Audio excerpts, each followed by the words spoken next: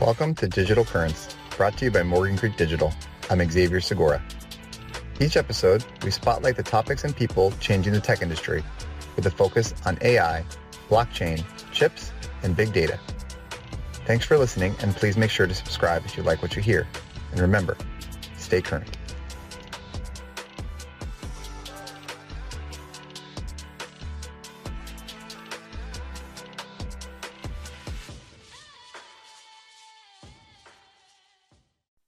Mark, happy Friday. We were just making the comment that you're not in your usual setup. We'll call this the rain delay roof cover situation. Yeah, there you go. It was a rain delay.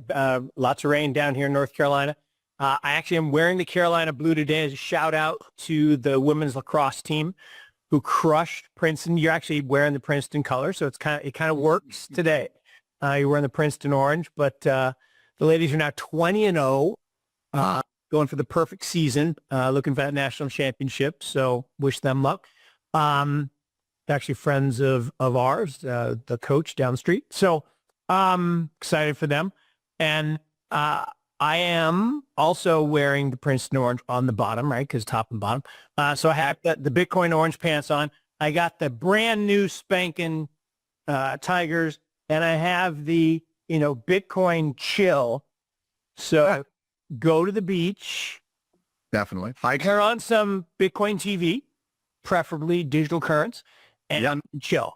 And I think that's going to be the best strategy over the next few months. And so that's the theme today.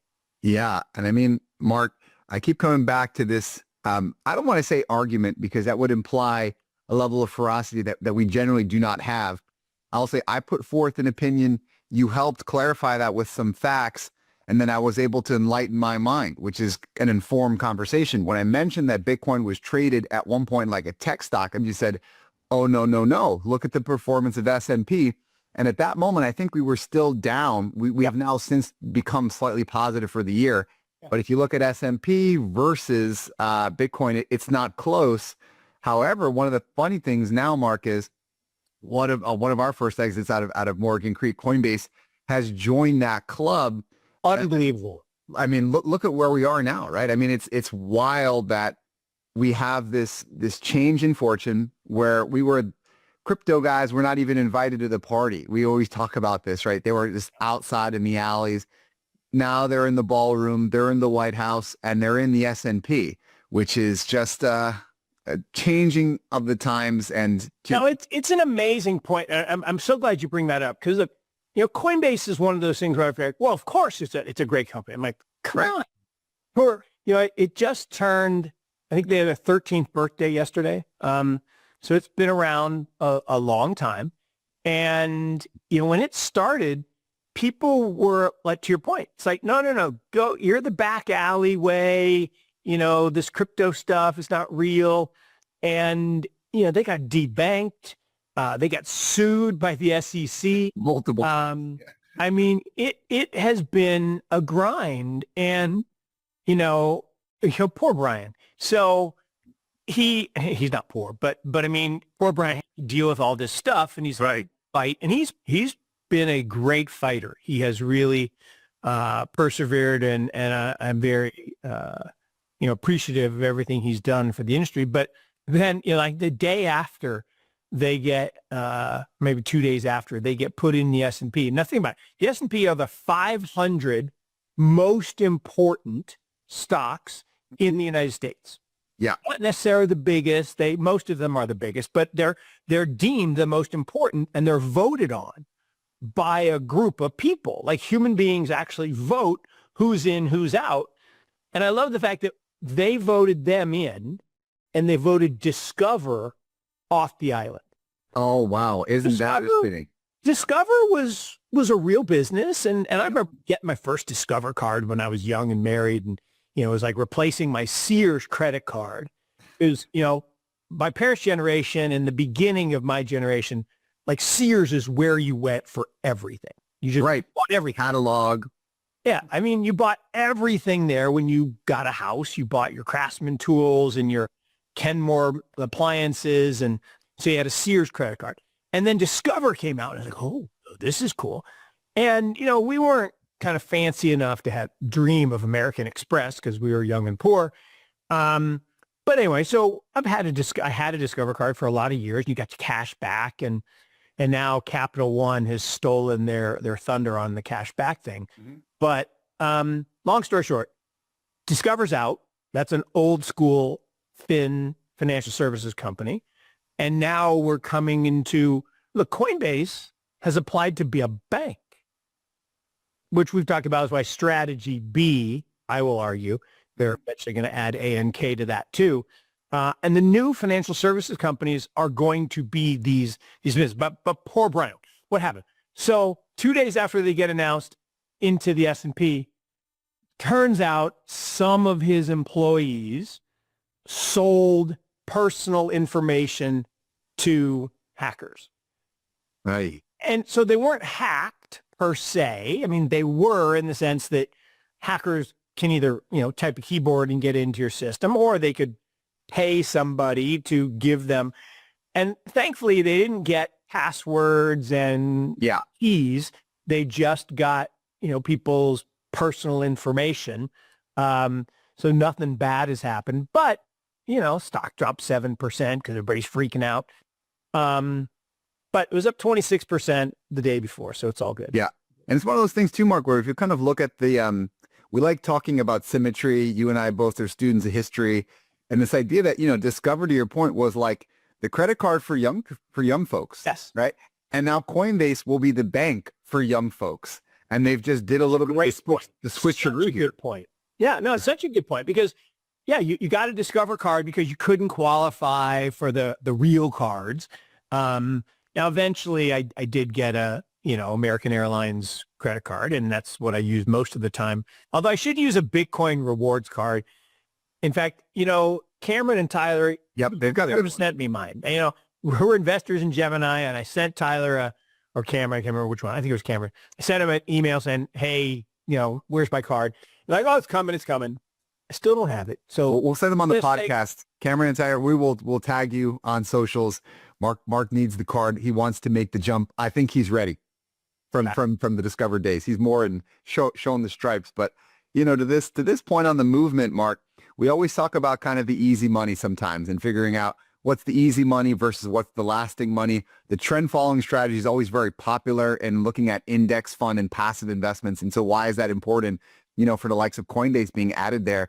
Just to what we mentioned, the further institutionalization of crypto, because now you're going to have more of these passive buys in the 401ks and the other RAs that are ultimately going to be pushing up more buying of crypto and Bitcoin. So to start from what you mentioned, buy your Bitcoin and chill, that's exactly what an ETF is designed to do. But a very, very small share through Coinbase now is all the part of it. I think the number is, I can't remember if it's 4,700 or 7,400, but it's one of those two.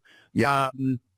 Pretty big difference between the two. But one of those two numbers of institutions now have to buy Coinbase, which most of them are like, no, I'm not buying crypto. That's for, all the fringe element. I'm not buying. Now you have to.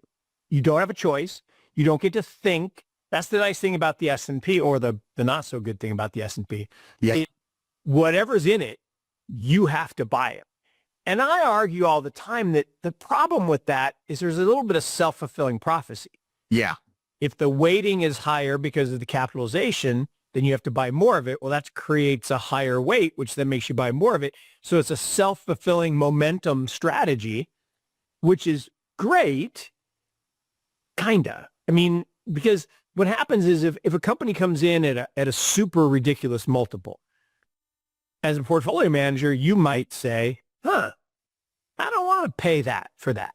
And I usually, there was, I don't remember which company it was. I should remember this, but it was one of the real estate companies that was tech enabled. It wasn't WeWork, but it was something like that. And so you had all these home builders, that were selling at, 8 or 9 times earnings. And then this new tech enabled home builder, like they build homes. I mean, they're not tech, but it had a tech name and it got like a 25 multiple. And like, no, there's no way. Now, you know the end of the story. It went down to 8 or 9 where it should have, because it wasn't a tech company.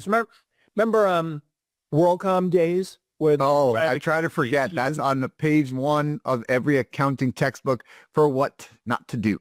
Yeah, well, remember, they were trying to sell it as square inch real estate, like those undersea cables. Those are real estate. Like, no, they're not. They're a commodity, and they're a utility, and utilities should trade at very low multiples because the margins get squeezed. Now, I guess if you do have an undersea cable, I mean, it's hard to lay another one, so there's not a lot of competition. So I get maybe you have a little more pricing power, but then you can get outcompeted because people can get a satellite, or they could get a hot air balloon or some other network. So it's just interesting how everybody spins, and it's like naming, right? People change their name to .com and their stock price went up. I'm like, they just changed the name. And then they tried to, the whole, what was the lemonade company that tried to go crypto? Long Island iced tea, right? Or whatever it was. And yeah, I think it was Long Island iced tea, and they went to Long Island blockchain or something like that. And no, it's not a blockchain company. It's a tea company. Right. I mean, we've certainly come a long way, and I'll continue to have the good times roll here, Mark. eToro, another Morgan Creek company that has kind of broken through. We know them as, this other trading platform. And we were calling for this, Mark. 2025 was going to be the year that we were going to remove the lid on all the IPOs, and Morgan Creek. We couldn't be more happy for our portfolio company that has been doing extremely well. And 30%. Well, one, we're super excited for Yanni and the rest of the team. And, it's a great business. And one of the things I really, really like about that business is the copy trade feature. And people are, well, what's so good about it? I don't think about it. If you have thousands and thousands, hundreds of thousands, even millions of clients, some of them will probably be pretty good at trading super hard. And the average person isn't very good at it, but they try and they lose money. But there are a few who are actually pretty good. And with the click of a mouse, you can copy that trader's whole portfolio. Like yesterday, all the 13Fs get released and everybody's, looking at what Druckenmiller did or what Burry did or what Chase Coleman did. The problem with 13Fs, they're stale, right? They're 45 days stale. Copy trading is live. That's actually what those people own.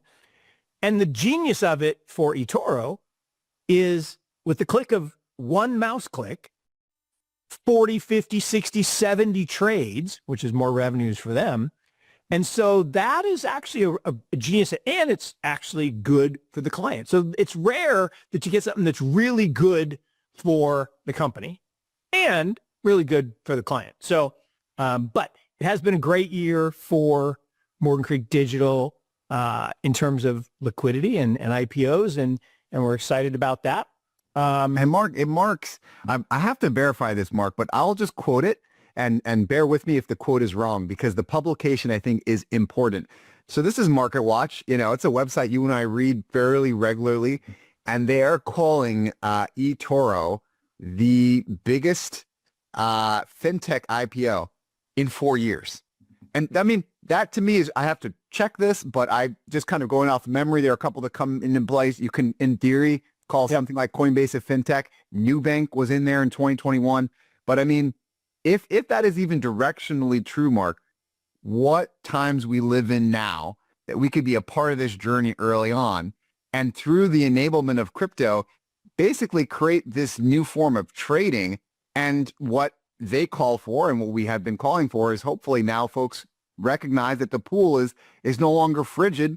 It's past Memorial Day. We can all jump in and go swimming. That's right. We can wear our white jeans actually Memorial Day is still coming up, so we can't wear. We got 2 more weeks. We're a little early. Yeah, it's metaphorical. But it is warm. I mean, it's warm in the house today. It's probably why I'm a little red. But look, I think what's interesting is it's now clearly mainstream Oh, yeah. that these technologies and these assets and these companies are not going away anytime soon. The other thing that's clear is the Me Too is starting to pick up. So, you know, there are a lot of Coinbase wannabes, meaning exchanges and custody agents around the world that are now eyeing what they did. You know, they bought a big options exchange and I'm like, oh, maybe I should do that. So there's going to be M&A activity. Think about that. There's now M&A in an industry that was considered like the backwater back out. Uninvestable, right? So why would you pay a premium? It's uninvestable. Yeah. Absolutely uninvestable. And then the other thing that's clearly front and center is corporations owning Bitcoin. Oh, yeah. So, you know, Bitcoin is back at 103, 104,000, which is pretty amazing. You're back in six-digit land. And, you know, of course, everyone says, oh, you'll never get to buy it below 100. I don't know. I think it'll go below 100 again, but it doesn't really matter.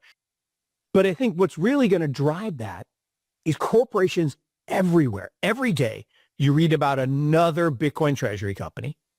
You know, the big one this week was Nakamoto, you know, from Bitcoin Magazine. And, you know, David and I are friendly. And, you know, I was one of their first speakers at their first conference way back when. And being in Vegas for their new conference. And you know, David's actually an advisor to MetaPlanet where I'm on the board. And so, but David has this, I think, kind of genius idea to create a corporation, a conglomerate of Bitcoin treasury companies all around the world. So one in Brazil, one in the Middle East, one in the Far East, and, you know, called it Nakamoto. And I that's mad genius that he could get that name.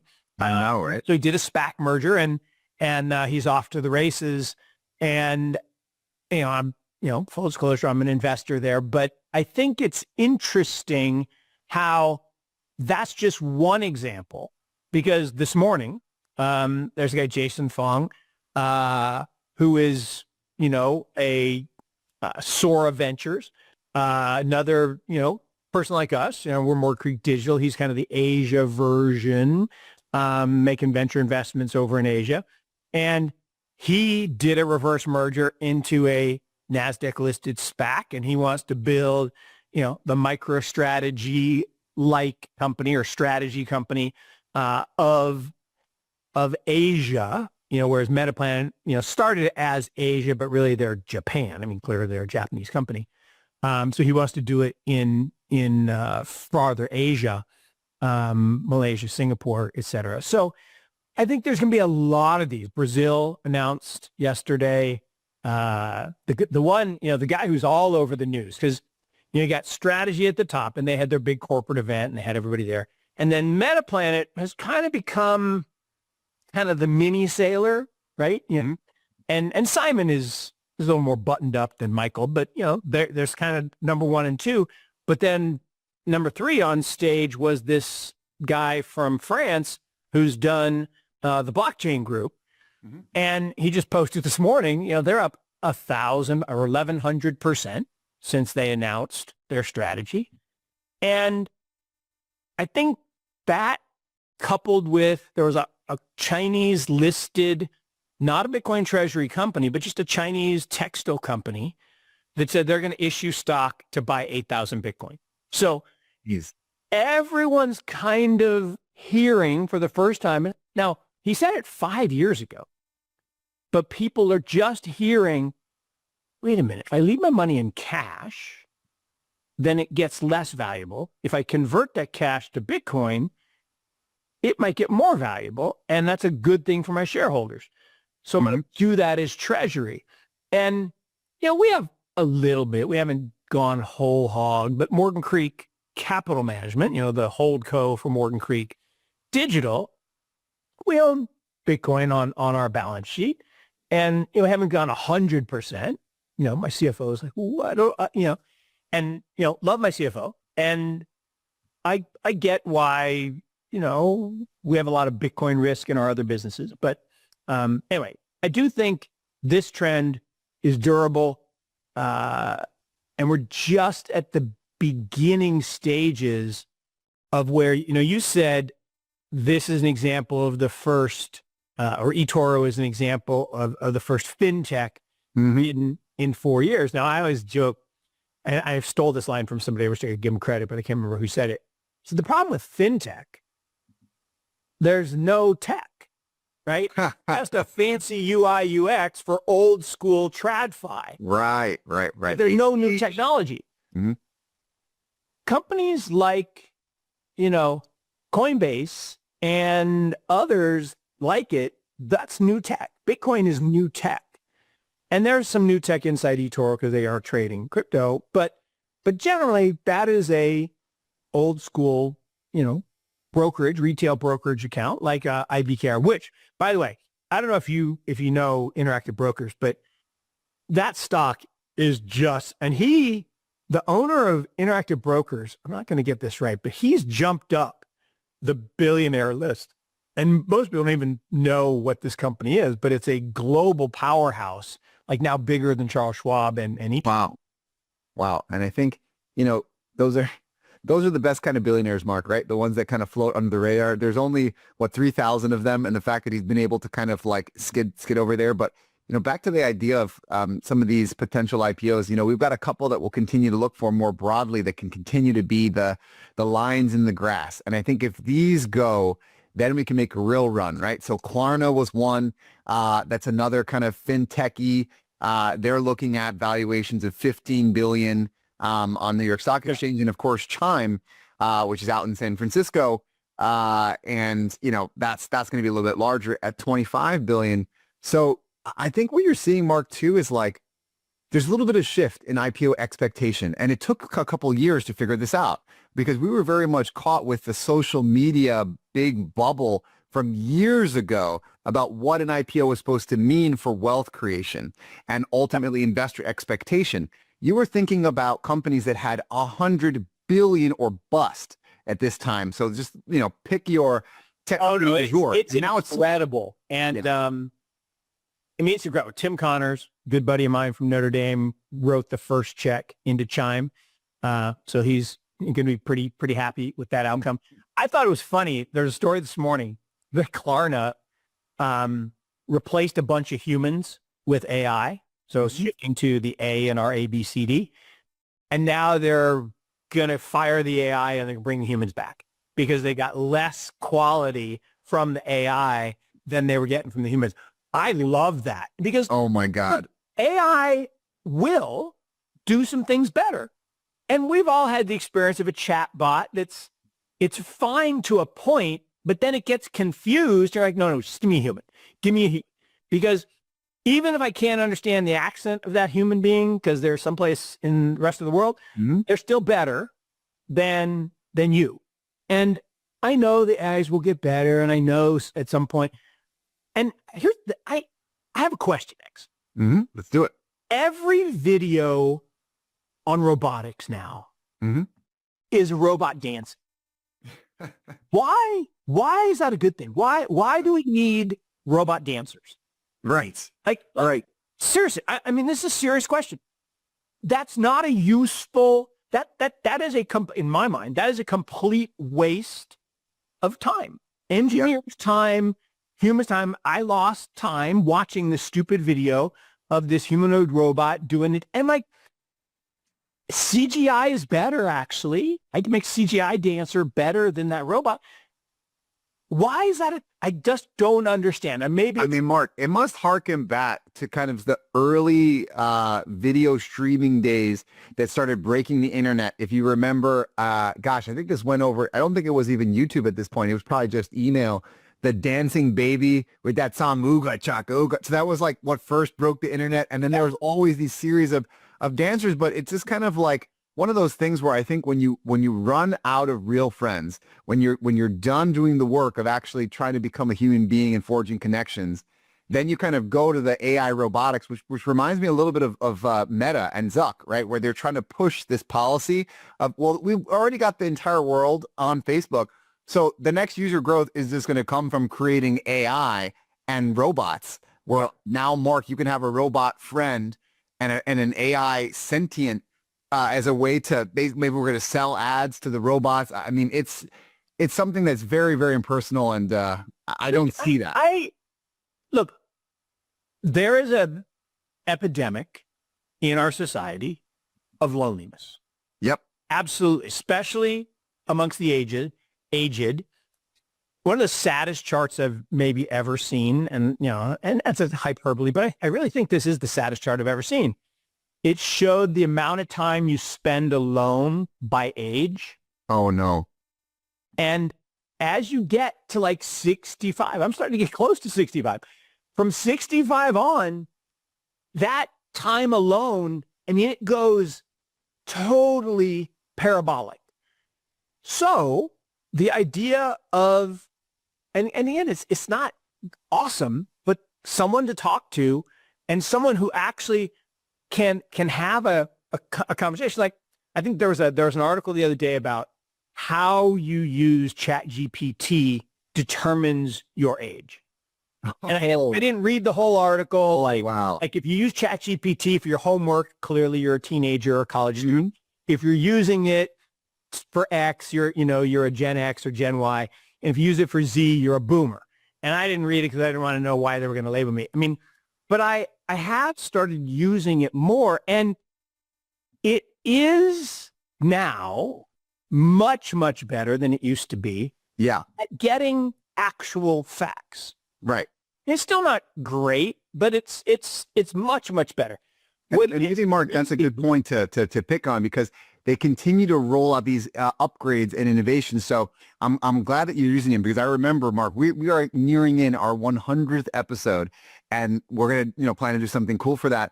But in the beginning, I would say, Mark, blah blah blah, ChatGPT. And he said, oh, we're going to wait on that. We're going to let it bake. So we've let it bake a little bit. It started to improve. They rolled out 4.1, which is, the latest upgrade. Yep. And really, that's more about enhancing its capabilities for coding and on following tasks. And it's a little bit faster.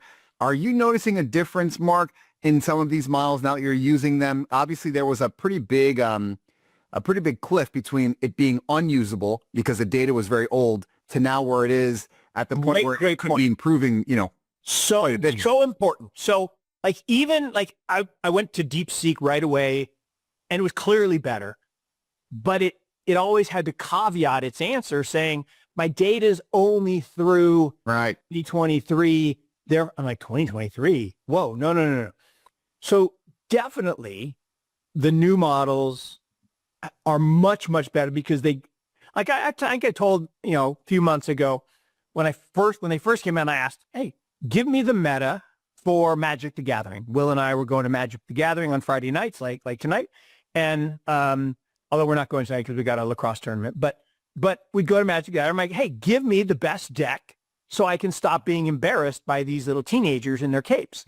And they said, well, I can't really do that because I don't have the current data. I'm like, well, okay, that's not helpful. And now you can say, give me the meta deck, and it'll actually give you something good. I will say that the couple things are interesting. So one, I went to Pearl Jam. My wife, for my birthday, gave me Pearl Jam tickets. So, if you want to be a guitarist, you should go watch one of the. I love that. And staying true to your roots, Mark. You have many cities to call home, but Seattle, the grunge scene. Oh my gosh, the grunge, and he is from my hometown, and so I went, and I came home. I said, all right, ChatGPT, make me a practice plan so I can play like Eddie Vedder. And it was awesome. It was like, okay, he's kind of a rhythm guitar, not lead, and here are the things you need to do, and I hate doing exercises. I just want to play music, but it actually gave me a very good plan and a couple of songs to try, which are still pretty hard. But the better thing is I don't really want to write a song, but I've been thinking about this for a while, and I think I told the story once that I asked ChatGPT, write me a song in the voice of Taylor. I said, listen to all Taylor Swift stuff. Write me a song in Taylor Swift's voice, and let me see. And what it came back with, was horrible. like seriously horrible. Like a fourth grade poetry, example. It was horrible. It wasn't good at all. So the other day, I was listening to, have you heard the song Lonesome Road that's like, Take Me Home, Country Roads. Oh, yeah. It's a really good update to Country Roads, Lonesome Road. Okay. I said, all right, ChatGPT, give me a song that hasn't been sampled yet. Because there are a lot of songs that have been sampled, right? Well, give me a song that hasn't been sampled yet that we could write a song on. And it came back with 3. And, I shouldn't give away the trade secret, but one of them was Every Morning by Sugar Ray, which kind of dig that song.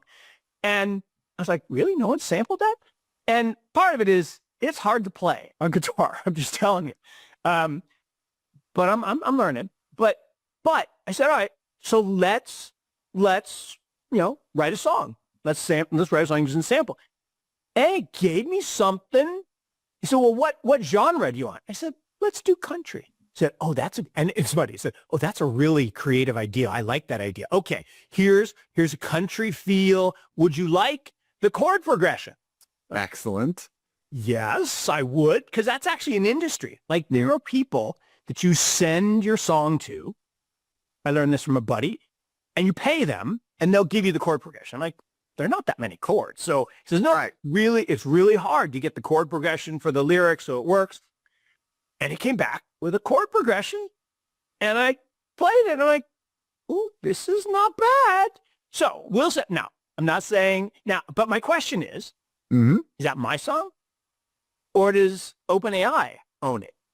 I think it's mine because I prompted it, but Right. I'm sure they'll watch this video and think, no, that's ours, and we're going to sue you if it becomes successful. It's But I a still got to get slippery permission from Sugar Ray, but we'll see. Yeah, it's a slippery slope. I think, Mark, if you just tweak it just a little bit, you got to add an element of Carolina in there to kind of give it the home touch, which is funny because, I was in Chicago yesterday, and I heard probably the weirdest and the grossest story, which apparently is true. So we said that, one of the great songs, if you ever come to the Morgan Creek office or you're ever in Chapel Hill, is by Darius Rucker, right? And so the Carolina song, I've been hearing it a lot since over the years that I've been coming down, and I've been enjoying it more and more as time goes on. So then we're off to a meeting, Mark, and we're crossing over those bridges, which connect the city, and just kind of killing time in between the next meeting. One of our agents, he says, Hooting the Blowfish got a little bit of trouble over this bridge. And I'm like, I'm thinking, man, what do they do? Like, what could possibly go wrong with just driving over a bridge? And so apparently the tour bus manager had kind of opened up one of the septic tanks and then had that spill because the bridges are graded. And I'm like, oh, God, Darius Rucker. So, I don't know if, again, we have to verify this, but he swears that this is true. And I thought it was too weird not to at least mention, because I held Darius Rucker in some esteem. He does like the college game day theme songs we like. Obviously, Carolina. He must have been much younger in this time, Mark, when he was that. And again, he was in the back. He wasn't driving the bus, but the blame's on the driver. But look, I am a huge Darius Rucker fan, and it's funny. So, Darius, there's this guy that I follow on Twitter. Shout out to @70s Sports. Excellent. And I love this guy because he's probably 3 or 4 years younger than me, 4 or 5 years younger than me. And he's always posting pictures of like kids on banana seat bikes jumping over their friends. And it's harkening back to the good old days, like where you sent your kids out and they didn't come back all day. Like, think about that. You sent your kids away at 9 o'clock and they didn't show up till dinner. Yeah, for free, by the way. Today? No one free. No minivan, no activities, unstructured activities. It was glorious. But so he has this company that sells 70s shirts, with pictures from the 1970s bands. And someone said, hey, Darius, where are you getting all these cool shirts? And he said, @70 Sports. So he's literally giving this guy this massive shout out, millions of views, and I'm sure the business is blowing up. Mm-hmm. And it was funny. I retweeted it saying, all right, Mount Sox, I am sorry. I am not famous. But people do ask me all the time, because Darius said, people ask me all the time where I get my shirts. Mm-hmm. Well, this is where I get my shirts. And people do ask me all the time where I get my socks. Right. And I get my socks at Mount Sox because, they're the best. But not going to get as many page views as Darius. No. I had to at least put that in there because when you start seeing the country references in Carolina, that's where my mind was because maybe. Although he is from the other Carolina. Yeah, he's the Yep. one. And it's so funny. So I'm in North Carolina. He's from that other Carolina, South Carolina. And it's so funny because Carolina, University of North Carolina at Chapel Hill, on the chest says Carolina. Carolina blue. And the sky is Carolina blue and all this good stuff. Right. Well, the Gamecocks say Carolina in, I guess whatever that color is, kind of reddish, magenta, but Reddish purple. garnet and black. Yeah. So it's garnet and black. And they argue that they had it first. Now, University of North Carolina, Chapel Hill was the first public university founded in 1796.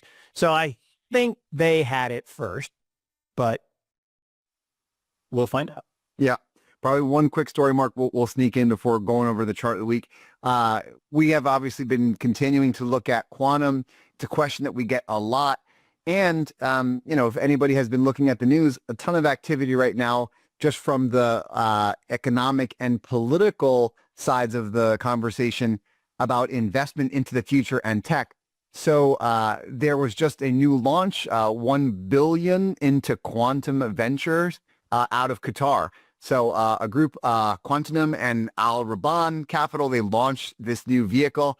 And Mark, I think this is a good opportunity for us to hopefully collaborate and work together because, we have been looking at the region for some time, but also we've identified some quantum projects, which we've been taking more of a look at and kind of what their goal is to continue advancing the region over the next decade. So what I like about some of these plans, whether it's coming out of the Middle East, whether it's coming out of Southeast Asia, these are not just, timing the cycle or trying to ride the next bull run. These are 10, 20, 25, 50-year plans to figure out that's a change. exactly right. Look, China now dominates in just about every technology there is. Like if you just look at technology like AI and 5G and chips and they basically dominate everything. Why?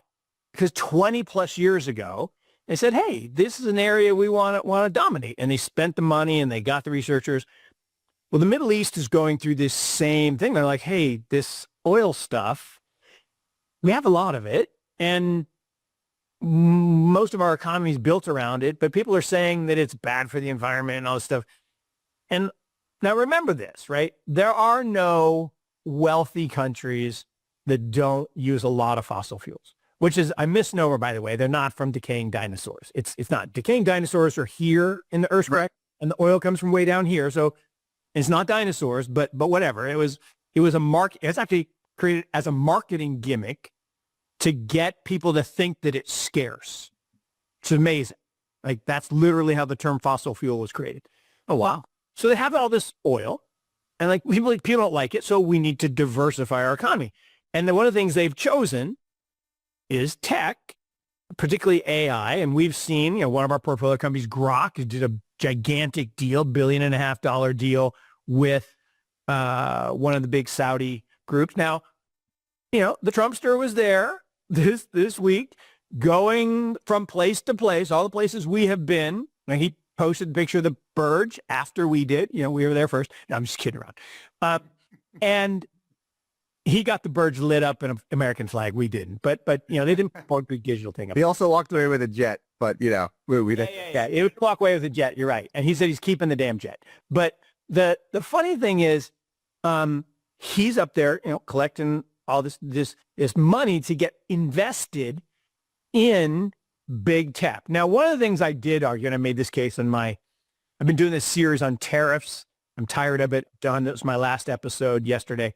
I'm done with tariffs. But the thing that's crazy about it is he's got this whole thing, make America great again, and bring back American manufacturing. Then he takes this contingent of people to the Middle East. Was there any U.S. manufacturing? Not any, right? It was all big tech, which is all manufactured in places like China and Taiwan. And yeah, they're the designers. NVIDIA is the designer, but that's not American made. So there's a little bit of, no, it's make us, the robber barons, wealthy again. That's what's really going on. There's actually a great essay about how Trump's whole plan is about bringing back the robber barons like in the 1930s, which is why he favors this idea of tariffs, because that's who came up with the idea of tariffs in the first place, was the robber barons. So long story short, which is not a good term, by the way, is all of this vision of the future is recognizing, whether it's China's vision, the Middle East's vision, other Asian countries, even America or LATAM, where we spend our time, people are realizing quantum computing, it's coming. It's not going to be here tomorrow, but it's coming.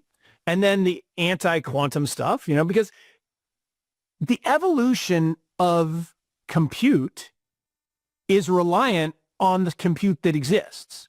So you think about it, like SHA-256 didn't exist until you had powerful enough computers to create that sort of cryptography. So how did you do cryptography before that? You did a decoder ring, like you got it in the serial when I was growing up in the 70s, at 73. Right. And you did a little cipher, and you did, that was cryptography. And now SHA-256 is really good, but quantum can break it. Sure. And then we'll be able to craft something better that's quantum proof, because we'll have a quantum computer that'll process faster. So it's this iterative process between, it's like the people who write the viruses, release them, and then sell you virus protection software. Right? I mean, that's one of the great scams. That's right. We'll tell our listeners, if you really want a rabbit hole this weekend after listening to Digital Currents for your morning breakfast, just Google John McAfee and see what happens. Go down that rabbit hole.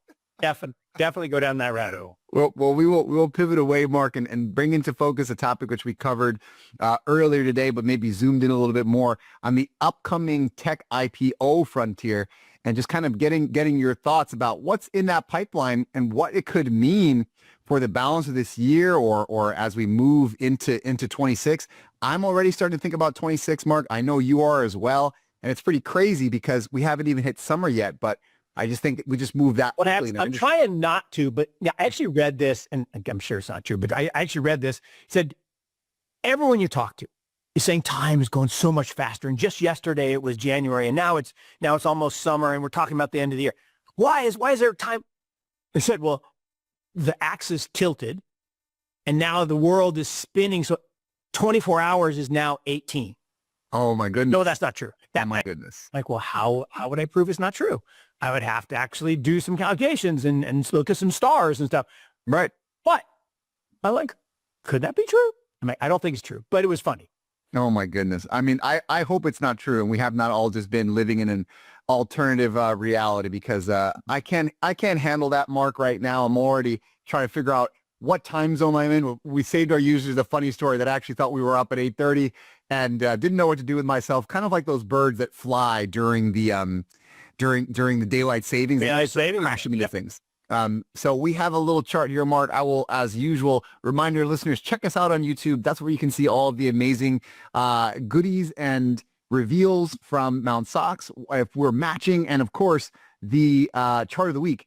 And as we mentioned, we're talking about sort of these upcoming tech IPOs, still private, and some ones that, in particular are most resonant for our ABCD strategy, and what they could portend to the broader ecosystem. And Mark, I feel like, just before I go into it as a general primer, I feel like tech IPOs dominate headspace for IPOs because they're more consumer-centric than some of the other financial services companies, real estate, to an extent, even like biotech, which tends to be a little bit concealed within pharma, so you don't actually, know what you're interfacing with, except for when you turn on a college football game and you see the ads for every symptom you didn't know that you had.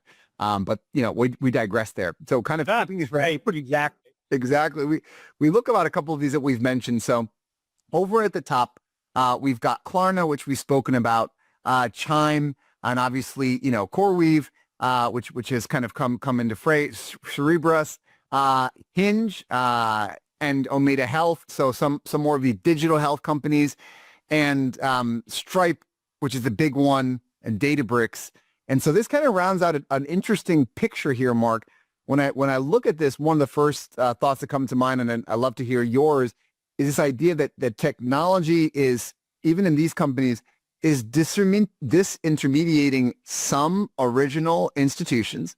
So whether they are the kind of the traditional bank patron banking relationship, or whether they are the patient doctor relationship, and kind of using technology to bridge this. So I still see a little bit of COVID impact in some of these, but curious to kind of hear your thoughts of what does this mean for kind of our market?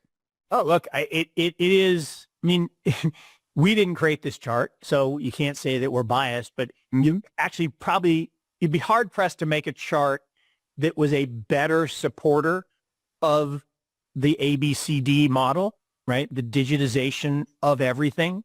And it starts at the bottom, right? With D, data.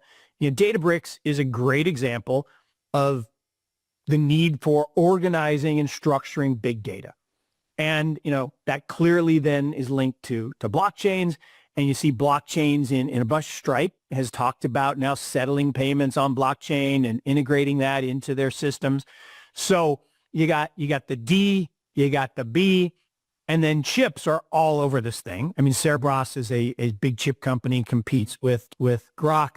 They tried to go public. That's funny. They tried to go public and they were shut down because their biggest investor was G42, right? Which is supposedly an instrument, even though it's a Middle Eastern company, an instrument of the CCP. Well, who did Trump just take a big old check and do a deal with? G42. It's funny. Depending on who's getting the money, it's okay. But right. So chips clearly involved, and then AI. I mean, everything here is moving toward like Chime, is using AI in ways kind of similar to like Amazon and Pandora and Spotify, which to me are the best versions of AI. Like AI that looks at my data and then suggests things to help make my life easier are better than the dystopian AI that everybody's thinking about. And, companies like China have clearly client service people, human beings, and Klarna, right? They tried to outsource to AI. And like, no, we need some people because people like to talk to people. But more importantly, the AIs weren't doing their job very well. That'll get better with time. But your point on health, we're not all going to suddenly be injected with chips and live forever because we're going to be part robot. Actually, normally I stack my computer in the library on a stack of National Geographics, and the one that happens to be on top the last few weeks is a picture of a robot arm, and the title is "Merging Man and Machine." And this is from like 4 years ago, right? And it's not like I think we did National Geographic when Will was like 9 and 10, and then he got bored of it. So now he's on to other things, like anime,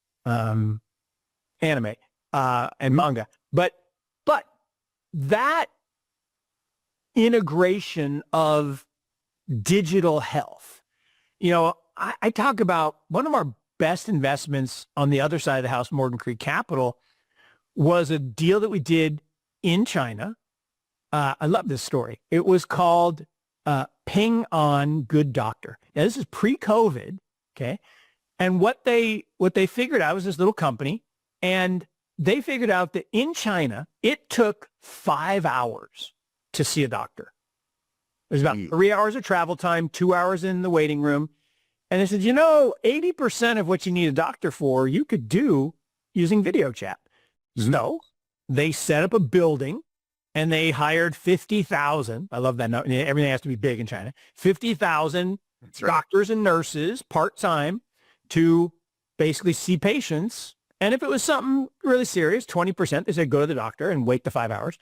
But this company went from 0 customers to 300 million customers. Think about that. This is as big as the United States almost.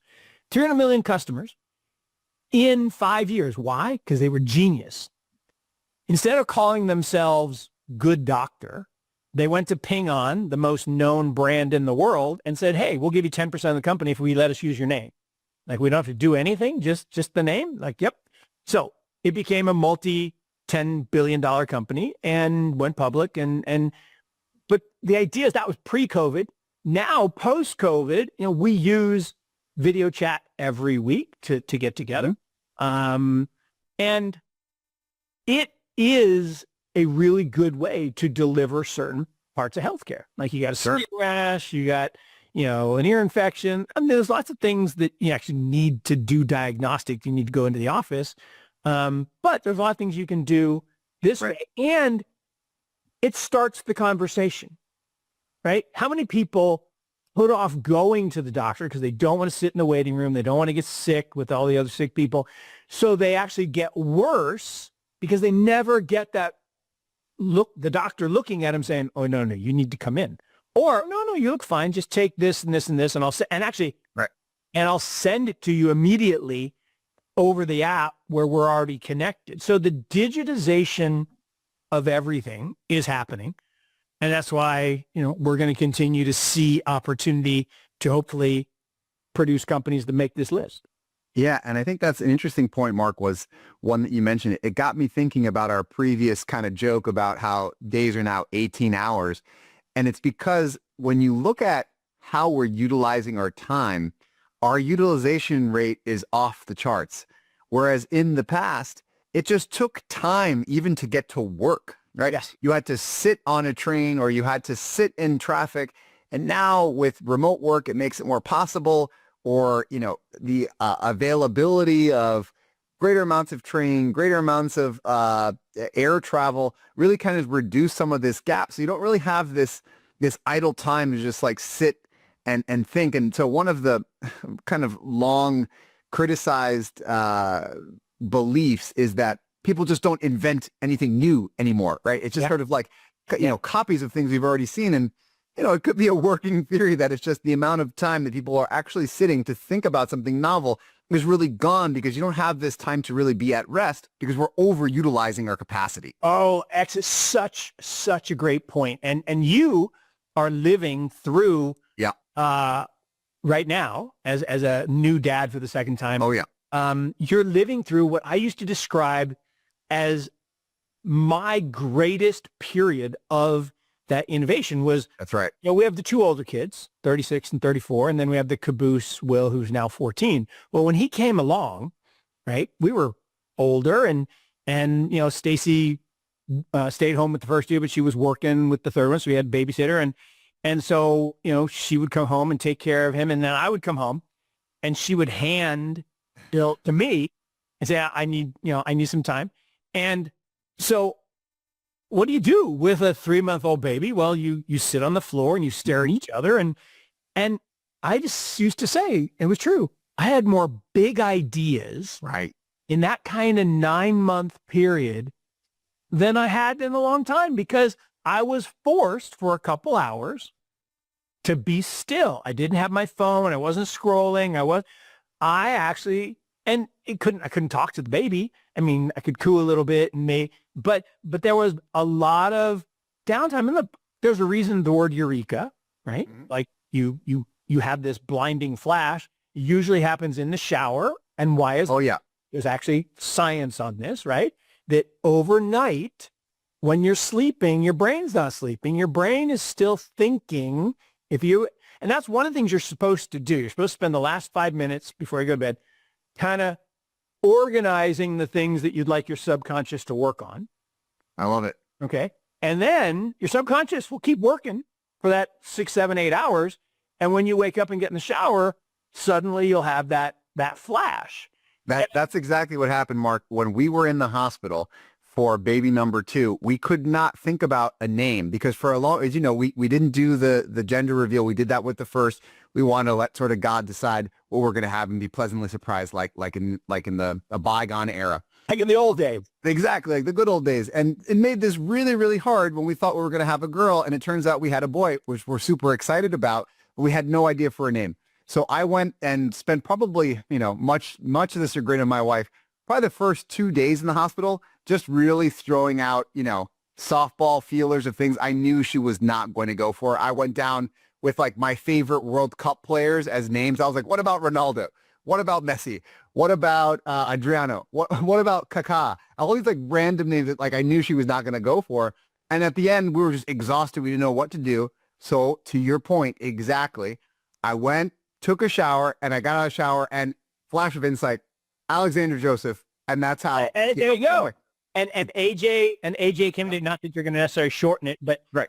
We could, and it's funny. My similar, and it's almost the same. But my youngest brother, they had a baby, and they didn't know, and so I think they probably thought it was going to be a boy, but ended up being a girl.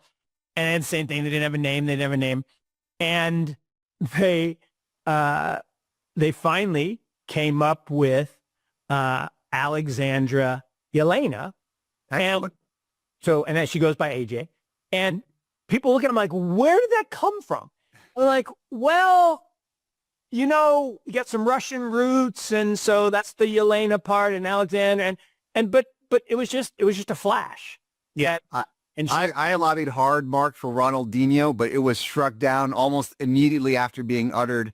Probably one final point that I'll probably close this out with on the IPO chart of the week is, since we're seeing this kind of like late pop of IPOs where folks thought that there was really no recovery from what we saw during COVID, where prices went really far up, big funds were raised, companies were sort of held in this more like purgatory period because they were overvalued to some degree. I want to point at the biggest name on this list, which is Stripe. So this was emblematic of this because Stripe, as you recall, Mark, actually took a down round in 2023. So they were priced at almost $100 billion in 21. So right there at the top. 2 years later, they get cut in half for 50. They show up at this list at 70, and I'm hopeful that they'll make their way back, because the IPO, let's remind the listeners, like, even as an investor, you don't make money on the IPO. You can't sell that day because it would just tank the stock. So let's wait and not get overly reactive about what happens on a particular day or a particular series of days. Yes, we want it to be up and to the right, but something like Stripe has had its volatility, and the real kind of, litmus test here is how good is their technology? Are the users growing? And eventually, we hope the prices would follow there. So, it's a different kind of era where now we're readjusting here. Yeah, look, it's a really good point that IPOs are a process, and even post-IPO is a process, because Exactly. different classes of investors are locked up for different amounts of time, and so you get all kinds of cliffs of liquidity, and at the end of the day, great companies find a way to just keep growing and keep building and keep monetizing, and all of that volatility, even like a big down round, becomes ancient history. It's like the water, right? It looks the same even though it's flowed onto new. And I think what's so interesting about tech in particular is you can reinvent yourself, you can add new things, you can merge new ideas. And if you don't, right, it's the old Darwin, adapt or die, although he didn't say that, someone else said it about his work, but it is true. And I think everyone gets all bent out of shape. Oh, there was a down round. Plenty of great businesses, great companies that had down rounds. Amazon didn't have a down round. It went public, went up a lot, and then went down 91%. Jeez. 91%. And people were like, it's over. I mean, it's over. Like, okay, it wasn't over. And still, this year, it had a double-digit drawdown, 25%. It's still not over. In fact, every year that Amazon's been a public company, it's had a double-digit drawdown. Here's a crazy stat. On average, it's 31. So on average, every year, you'll lose a third of your money if you own Amazon. Wow. But when was the right time to sell? Ever. But no one bought at the IPO. Well, not no one, but like one person, Bill Miller. Everyone else, was there. Jeff, his ex-wife, his mom, his dad.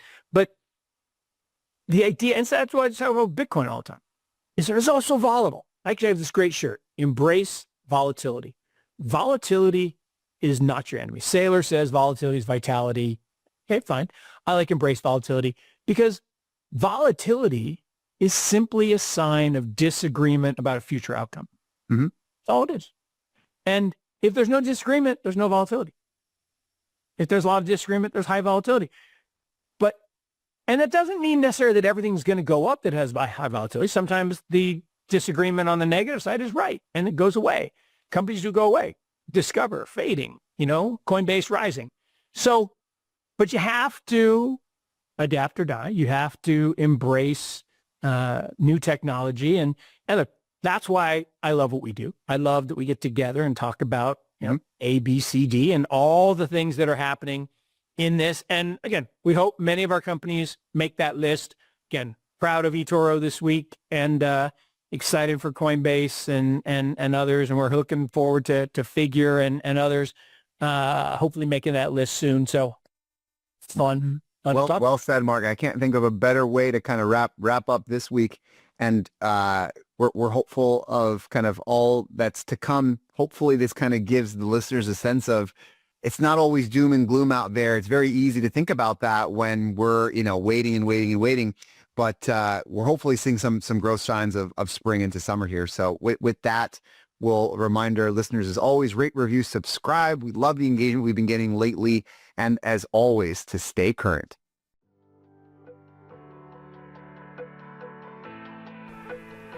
Thank you for joining us this week on Digital Currents. Check out our links to our website and social media in the show's description box. Please make sure to subscribe if you like what you hear. And remember, stay current. This podcast should not be construed as investment advice nor solicitation for the sale of any security, advisory, or other service. Investment themes and ideas discussed may be owned by funds managed by the host and podcast guests. Any conflicts at the time of production have been mentioned by the host but are subject to change. Listeners should consult their personal financial advisors before making any investment decisions.